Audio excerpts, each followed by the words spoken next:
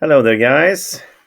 Now we're looking at a pawn endgame, and we want to win this as white, 2 pawns each, and we have some difficulties, of course, and some chances also.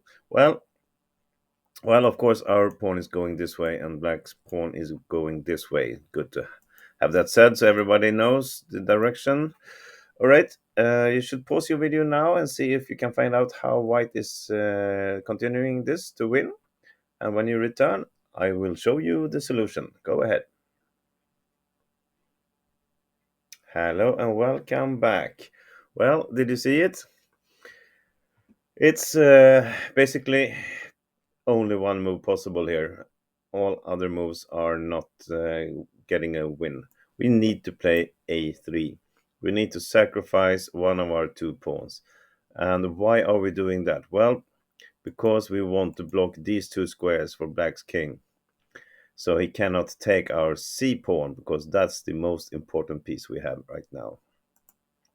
Okay, so what's happening now? Either he goes with this pawn or he takes on a3.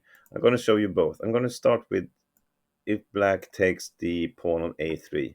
Then of course we run with our pawn. He sees that he cannot stop it. He will be after, so he tries to run his own pawn instead. This one is too far because we will. I'll show you that first.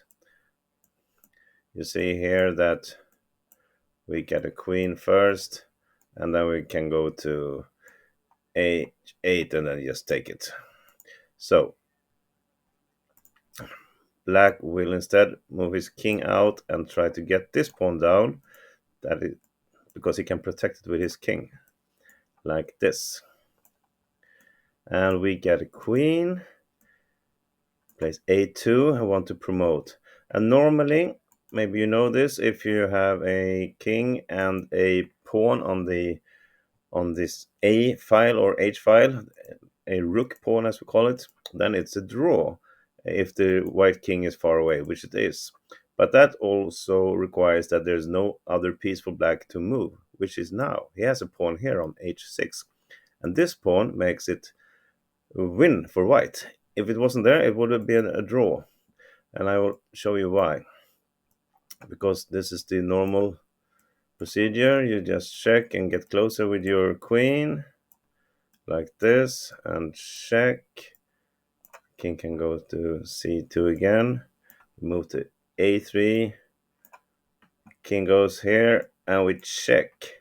And normally, if this pawn isn't here, well, then black can just play king a1, and that's a stalemate. So white needs to move his queen. But now we don't have to do that. Instead, we can move the queen here, and it's still not stalemate because black can move, and it's checkmate. That's beautiful. So, after a3, black cannot take it because we will queen one step before, and the king cannot protect his pawn because he has a tempo move that he doesn't want to, playing the h pawn. So black will try instead to run with to h5. And now we have in question what to do now. You see, if we start moving our c pawn, well, then it's we're going to lose it, and that's not winning. This is actually losing for white. So we have to keep it. We have to move our king, and this looks natural. King g5. He will go again, and then we will take. But remember what I said about having an extra pawn for tempo moves. This is a draw because now we took away the pawn that black wanted to get rid of. So we cannot do that either. We cannot play king g5. We have to play king g3. And black really tries to get us to sacrifice. He wants to sacrifice his pawn, but we don't let him. Instead, we play king h3 here, blocking the pawn, forcing black to move his king. So he will take the a pawn now. He has no other choice. Well, he can go to b3, but that's really not. That's totally useless. And we go here again. Look at this. We promote to a queen. He play a2. We do the same thing, just moving our queen a bit closer every move with a check. Even if we do something like this, doesn't really matter. It's the same idea. Queen b4. And maybe he's trying now king a1, or he waits one more move. Doesn't matter. Let's do this. Okay, so now what?